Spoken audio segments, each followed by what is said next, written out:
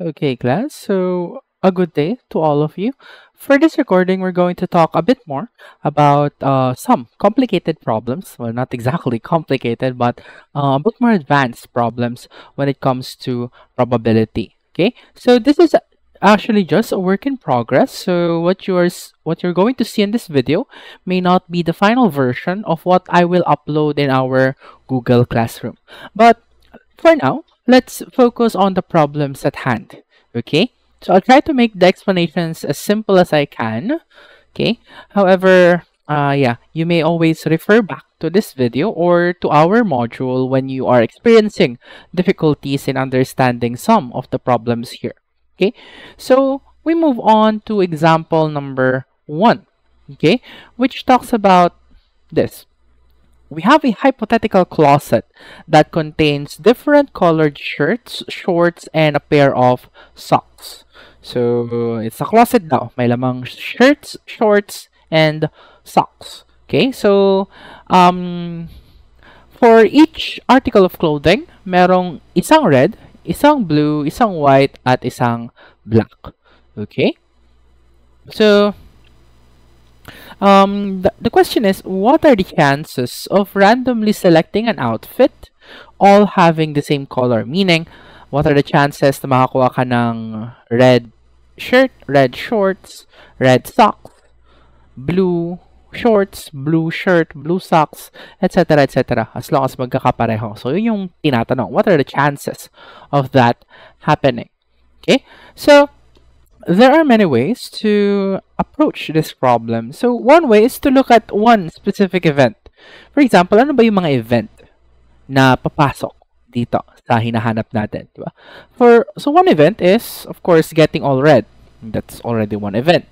And getting all blue, all white, and all black. So basically, yun yung mga events na hinahanap natin. Okay?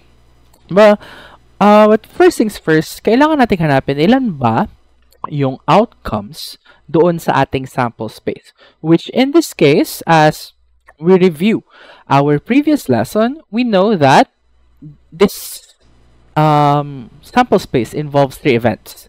Selecting shorts, selecting shirts, and selecting socks. So may 3 events ka. Okay? And pag meron tayong maraming events, pag meron tayong multiple events, ang ginagawa natin is minumultiply yung number of outcomes nila, okay, para malaman natin yung total number of outcomes doon sa ating sample space. In this case, okay, you see here 4 times 4 times 4 to represent 4 shirts, 4 shorts, and 4 socks. Okay, so you have 64 possible outcomes for this particular compound event. Okay? So, what I'm talking about here in this particular part of the handout is that the probability of getting all red. Okay?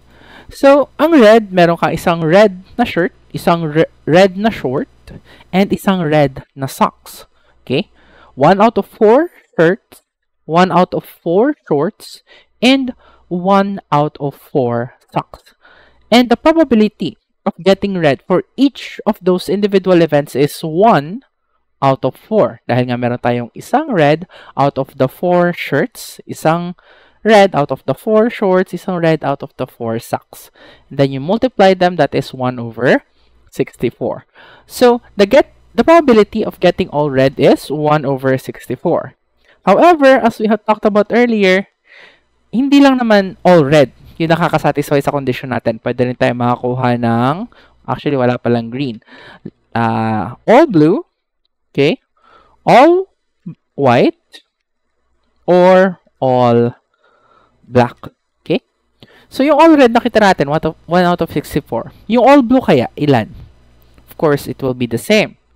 Okay, there's 1 blue for the shorts, 1 blue for the shirts, and 1 blue for the socks. So 1/4 times 1/4 times 1/4 is also 1 over 64. The same for all white, the same for all black. That's why you also have 1 over 64 for each of these events. So meron kang 4 na event na 1 over 64 probability each. Now, anong hinahanap natin? hinahanap natin lahat sila. Okay? So, ang gagawin natin dito, do we multiply? No, we add. Kasi lahat sila ay nakakasatisfy sa condition. Lahat sila ay nakakapasok doon sa ating interested event na getting the same color. So, the answer is, meron kang 4 na outcome mula sa 64 na total outcomes, meaning your probability is 1 over 16. Okay? So, that is the answer to example number 1. Okay? So, there's a 1 over 16 chance na makuha mo yung same color na shirt, short, and socks. Okay? So, next problem po tayo. So, example number 2, there are 2 sets of 52 card decks on a table. So, sa isang table, meron kang dalawang deck ng 52 cards. Given that a player must draw 1 card from each set, what is the probability of drawing a pair? Okay? So, the probability of drawing a pair, ano ba yung pair? For example, bunot ako sa unang deck, sa pangalawang deck, pareho silang alas. Okay, so that's a pair. Bunot ako sa isa, 2 of clubs. Bunot ako sa pangalawa, 2 of diamonds. Okay, so pareho silang 2. That constitutes a pair. Okay, so parehong symbol, parehong letter. So parehong queen, parehong king, parehong 7, etc., etc. Ano daw yung probability na mangyayari yun? Given na meron akong dalawang deck sa isang table at bubunot ako ng isang card sa bawat isang set. Okay? So, the solution here is incomplete. So, for this recording, I hope yung bosses ko muna yung mag-fill in ng solution. Okay? So, one way to look at this is that meron kang 13 different numbers and 13 different numbers and symbols from ace, 2, 3, 4, 5, 6, 7, 8, 9, 10, jack, queen, and king. So, there are 13 possible symbols or numbers na pwede kang madraw. Okay? So, for example, the probability of drawing an ace, parehong dalawang ace, di ba? Ilang ace ba yung nasa isang deck? Okay? Meron kang 4 over 52. 4 sa 52 cards na yon ay ace. Okay? So, ito yung chance mo na makuha ace yung first card. Okay? Now, yung pangalawang card ay bubunutin mo sa ikalawang deck. Okay? So, ikalawang deck, 52 cards din yon. Okay? So, ibig sabihin, that also has 4 over 52 chances na makakuha ka ng ace. Okay? So, the probability of getting an ace, okay, from both the decks are, sabi aking calculator, okay,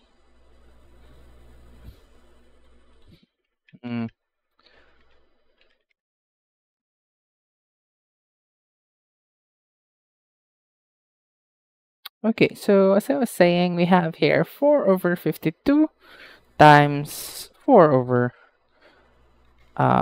52. So the answer in fraction form is 1 over 169. Okay?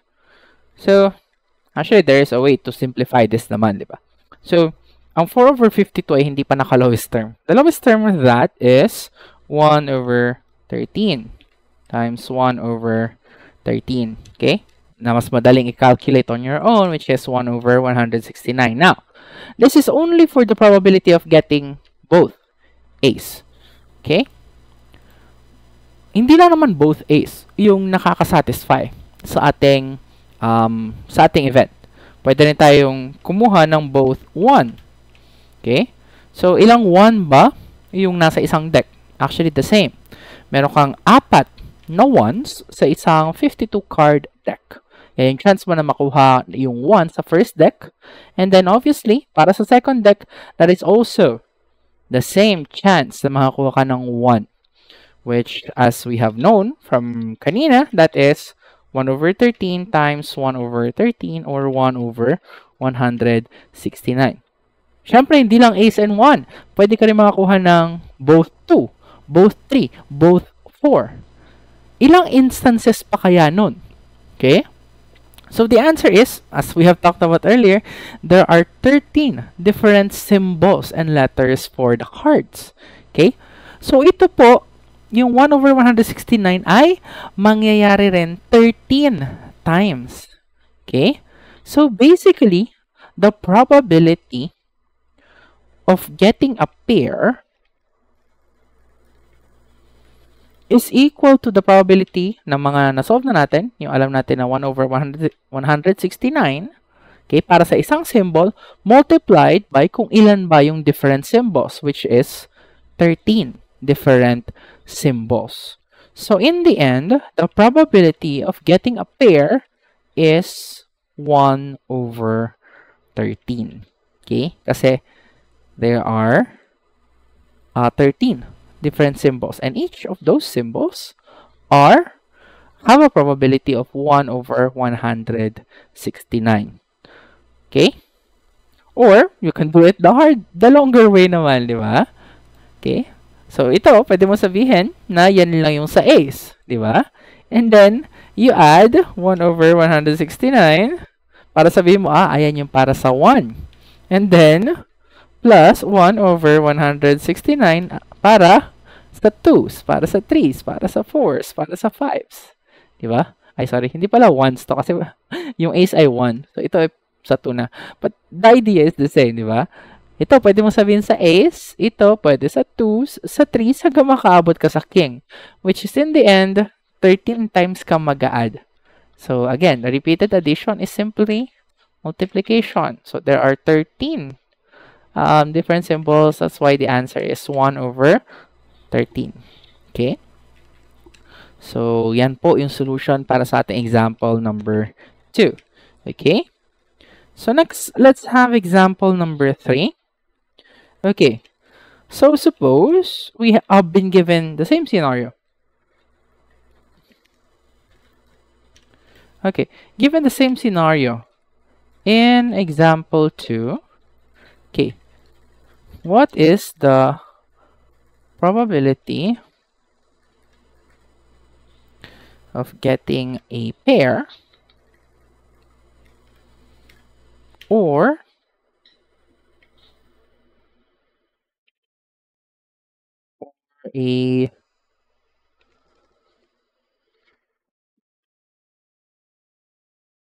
getting a pair of cards having the same number or the same suit. Okay? So, dalawa lang tinitingnan natin for example number 3. Okay? What is the probability of getting a pair of cards having the same number and the same suit? Okay? So, magawin muna natin. Wag muna tayo or kasi medyo malilito tayo dyan. Ganito lang sabihin ko. The same number and the same suit. Okay? So, ayan. Medyo mas madaling tingnan. Okay? So, let's just say this is only example 2.1. 2.1. Okay. So, what's the solution here? Okay? Again, the solution for the probability will always fundamentally be, okay, the probability of an event E is always ideally the number, okay, sabi number sign, okay, the number of outcomes in E over the number of outcomes in the sample space. Okay? So, ideally, ilan ba yung outcome natin sa sample space? Okay? Kanina, sabi natin, there are two decks of 52 cards. Bubunod ka ng tagi-isa. So, ang number of events sa pagbunot sa unang deck is 52. Kasi there are 52 cards. Alin man doon sa 52 ay maaari mong mabunot. Okay? And then, there are also 52 cards doon sa pangalawang deck. So, 52 rin. Okay? Yung dalawa po. Okay? Yung sa ikalawang deck. Okay? Now, what we're looking at here is, of course, cards having the same number and the same suit. So, anong pinag-usapan natin pag andun yung word na and? Okay? The idea is, dapat masasatisfy yung dalawang event. ng sabay. Okay? So, in this case, ang ating event E, okay? So, ang ating event E ay nag-involve ng dalawang event actually. Okay? This is yung probability na makakuha ka, okay, ng same number. Okay? So, this is yung pair na napag-usapan natin kanina. Same number. And the probability of getting the same suit. Okay? So, sabihin ko na lang dito, the probability of getting suit. Okay? So, kanina, the probability of getting the same pair is, or of getting a pair is 1 over 13. Okay? Nasolve na natin yan kanina. Next, ano yung probability kaya na makakuha tayo ng parehong suit? Okay? So, pwede mong isolve isa-isa. Okay? But, ideally, the answer is this. Pag bumunot ako ng isang card, for example, nakabunot ako ng diamond. Okay? The chance of getting a diamond on the second draw is what? Ilang diamonds ba? Yung nasa isa. Okay? Nasa isang card, 13. Okay? So, let me show you this way. Okay? So, let me open this. So, for example, we're looking at diamonds now, for example. So, there, sa cards, okay, the number of diamonds is basically 13 over 52. There are 13 diamond cards, okay, sa unang deck. And then, of course, sa pangalawang deck ay meron ding 13 over 52 diamonds, okay? However, this is only for the diamonds. Ilang suits ba yung meron doon? So, pwede ka makakuha ng parehong diamonds, parehong hearts, parehong spades, and parehong clubs. Okay? So, ito po ay para sa diamonds lang. And, since pareho lang yung number ng clubs, ng hearts, and ng spades, you know that for the next ones, ganito rin yung probability. Okay? So, let me just show it to you easily. So, ito muna, ibaba muna natin. Oops. So, for diamonds, for example, we have this. Okay, to represent the diamonds. Okay? However, hindi lang diamonds yung tinitignan natin. We're also looking at spades, for example. So, sila papasok din doon sa probability ng having the same suit. So, hindi siya multiply. Ang gagawin natin ay plus kasi pareho silang nakaka-satisfy. Diba? Pag nakaka-satisfy, sinasama natin sila sa bilang. Okay? So, yan. Kunwari, yan ay sa hearts. Eh, ganun din naman sa spades. Okay? And, finally, ganun din sa clubs. Okay? So, there are 4 suits. Lahat sila pare-pareho ng probability. Lahat sila ipapasok doon sa iyong event of getting the same suit, which means your answer here should just be, ano ba yung 13 over 52? That is 4 multiplied by 1/4 times 1/4, which is essentially just 1/4. Okay? So, the probability of getting a suit is 1/4 or 25%. Okay? So, I will just put this here, 1/4. Okay? So, the answer for getting the same, for getting a pair, okay, that and in the same suit is what? Just 1 over 52. Okay? So, 1 over 52 chance lang na makakuha ka ng dalawang card na parehong symbol and parehong suit at pareho yung number. Okay? So, ano ba yung mga na yun? Yung mga events na yun. Diba? So, kung bibilangin natin sila isa-isa, okay? The answer is this. Pwede ka makakuha ng 1 of hearts and then another 1 of hearts. Okay? And then, that's one event. Pwede ka makakuha ng one of diamonds and then another one of diamonds doon sa pangalawa. And then, one of spades, another one of spades, one of clubs, and then another one of clubs doon sa pangalawang deck.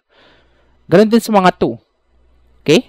So, each and every card, they have their own pair na pwede mong makuha doon sa pangalawang deck. Okay? So, there are also 52 possible outcomes in there. Okay? So, pwede ka makakuha ng, yun nga, ace, parehong ace of hearts, ace of diamonds, queen of hearts, parehong king of spades, etc. etc. For each of the 52 cards, pwede ka makakuha ng kapartner nila na parehong number at parehong suit. Basically, parehong card. Okay? So, the answer here is 1/52. Okay? So, whether ang approach mo ay gamitin yung formula or gamitin yung logic, okay, you must arrive at the same answer, which is 1/52. Okay? So, next, punta naman tayo sa example 2.2. Okay? Suppose we are given the same scenario. Okay? Ang tatanungin naman natin this time is same number or same suit. Okay? So, again, pag ang pinag-usapan natin ay or, means the probability of this. Okay? So, this is the probability of pair and suit. Okay? So, in this case, gamit naman tayo mga letter. Sabihin natin probability of T, where the T is the probability of pair or suit. Okay? So, as we have talked about in the previous recording, pag meron kang or, ibig sabihin, isa lang. Or, sorry, at least one yung kailangan mong isatisfy. Okay? So, pwede yung probability na makakuha ka ng pair or di naman kaya yung probability na makakuha ka ng same suit. Okay? Bibilangin mo yung lahat ng event doon sa pair and lahat ng event doon sa suit. And then, ipagpa-plus mo lang.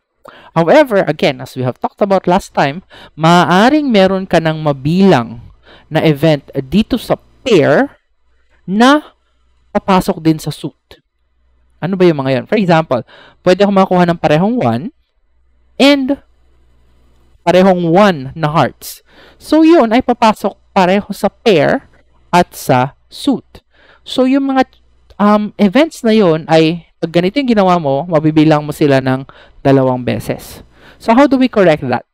We correct that by subtracting the probability na makakuha ka ng suit,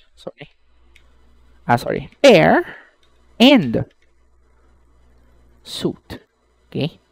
Kasi pag nagbilang ka sa pair, so bibilang ka sa suit, kailangan i-correct mo yun. Okay? Lahat ng nabilang mo na sa pair, hindi mo na pwedeng bilangin sa suit. Okay? So, ano ba yung probability ng pair natin? Nasolve na natin yung kanina, which is 1/13. Okay? Ano yung probability ng ating suit? Okay? Nasolve na rin kanina, which is 1/4. Kanina lang. Okay? And then, what is the probability of getting both a pair and having the same suit? Which is, nasolve natin sa example 2.2, which is 1/52. Okay? So, we simply put it to our calculator.